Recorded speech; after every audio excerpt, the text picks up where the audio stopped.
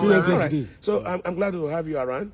I think, you know, what happened yesterday was a show of shame. I think it's a retrogression, you know.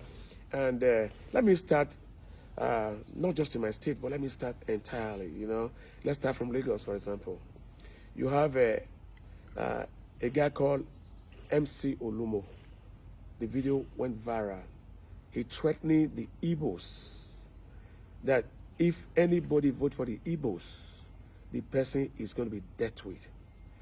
He furthermore say that if the Igbos want to vote, they should go to Inewi or Anambra. My question is that, is it not one Nigeria?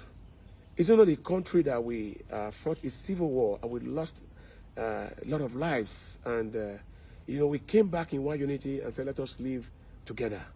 Then if it is one Nigeria, why would Tinubu, who is supposedly elected, though it's being contested in the court, to represent every Nigerian? Is it because Tinubu has a Muslim ticket?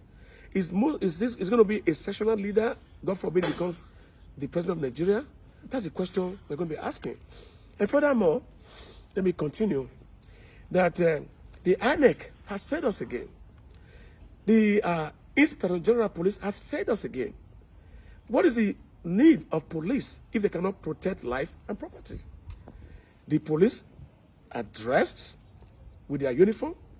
They have AK-47, and they assist the thug to snatch the buses or to abuse the citizens who are out there, you know, to do their lawful duty, their civic responsibility. So I think that is wrong. I think we have a serious problem in this country, because if we don't nip it on the bud, we might not have a country again. Now I go back to myself, how I was molested and abused yesterday in my own state, Edo State. I went to my place of Obia Northeast to vote. As I was there a lot of distress calls. I can't be everywhere. I do the little I can do to make sure there's peace and harmony within us, because after the election, we are still the same people. We are still in Nigeria. But however, I came to Georgida around about 5 or 6. I saw the supposed call Chief of Staff, Osaigbovo Iyoha, Chief of Staff to the Edo State Governor Obaseki, trying to suppress the vote, trying to intimidate the voter. And I told him it will never be possible here. And I called the director of SSS. She's an excellent woman. May God continue to bless her. Within 5 minutes, she sent a healers of SSS.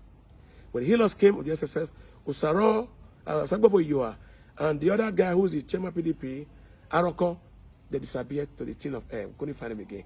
I remained resolute. I stood there. After the collision in India, they took it to Ropota. In Ropota, the police were standing. We were winning. Labour Party were winning overwhelmingly. In the presence of the police, they were changing the result. And I said, it cannot happen. It cannot happen here. Not when I'm alive. I've been doing this for about 30 years. I've always been on the side of the people.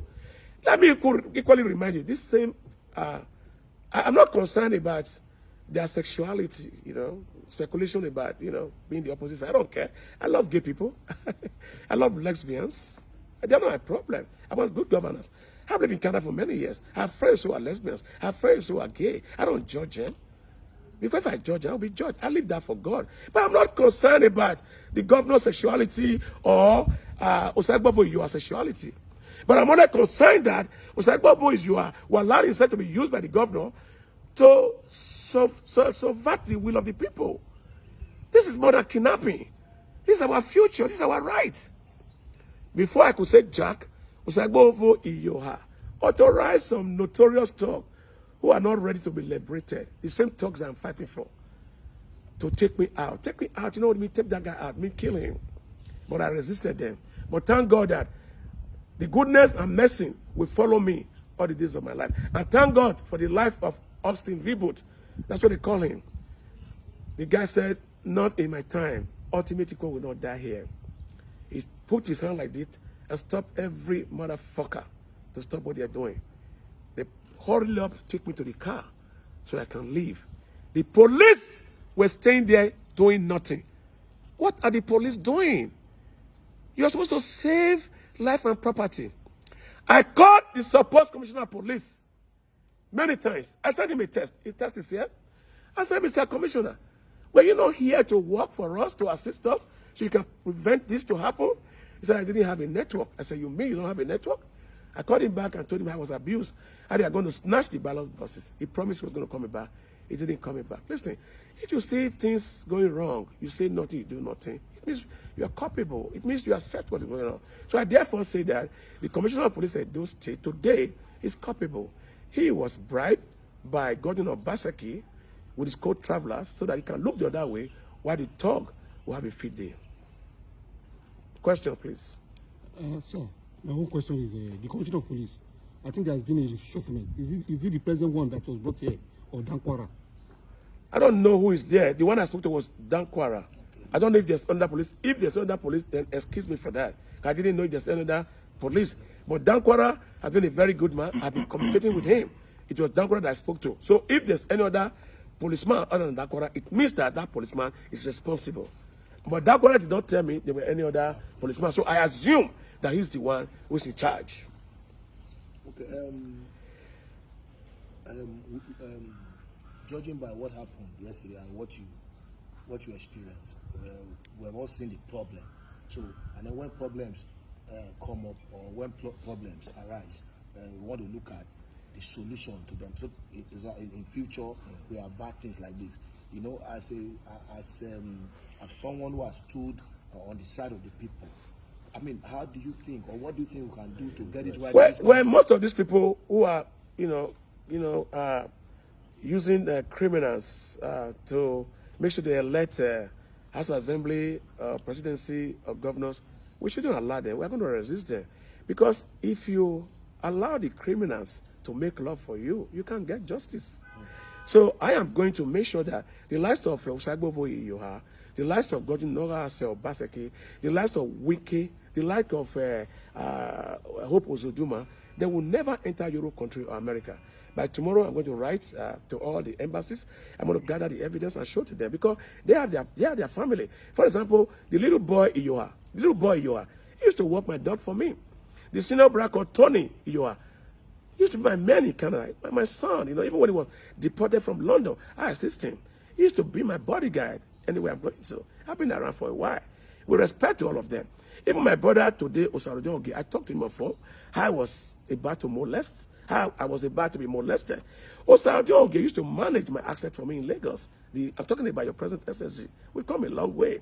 So I will not allow this to happen to any other person. So I'm going to prevent it by every means necessary. I'm going to expose them. And listen, if anything happened to me from today, the world is already aware that Osaigbovo Iyoha is after my life. I'm going to write to the presidency on Monday. I'm going to write to the Attorney General Malami. I'm going to write to the Ministry of... I'm going to write to everybody. And I'm not going to say I'm writing to Canada because Osaigbovo Iyoha, who is a thug, who is also a gang member, who is also a cultist, the family is in Canada. Why are you hiding your family in Ottawa, Canada? And you are exposing other children to danger. And that's why I cried for these children who doesn't know any better, who is waiting for every 4 years to be used by these merchants of mysteries. That's what I call them. They are merchants of mysteries. So with this, with what has happened and the outcome of the results in Edo State, your party won a seat in Ego. So what are you confident? They've not even announced it. Even when we are winning at Ego, we're leading with about 9,000 votes. The third also went there to go and snatch it. Now at Oredo, West and East, we're also winning. At Igbobauka, they went and bring 6,000 votes from the riverside without using the beaver. We are not stupid now. That will not be accepted in court. But let me tell you something. Please, it's important, the press. What is honorable about a man who wants to be elected into House of Assembly, who is stealing a ballot box or who is encouraging a ballot box? That is disservice and dishonorable. And what is honorable about a city governor? You call him His Excellency.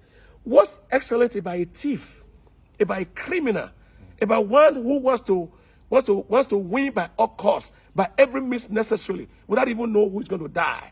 What is excellent about the president-elect, when he could have said something and do something, 17 people died or more yesterday. We are not at war.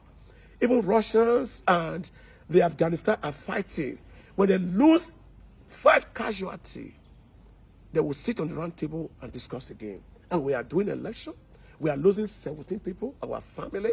They are family, they are Nigerians. We must all come together and resist them. They cannot intimidate us. We cannot quit. We cannot give up. And that's what they are expecting from us. I, Chief Patrick Osagie Eholor, the president of One Love, otherwise known as Ultimate Equal. I ain't quitting, man. I'm in for this. Let us get it on. I'm ready for this. You killed me yesterday. You want to kill me today. So if I survive yesterday, go and pray.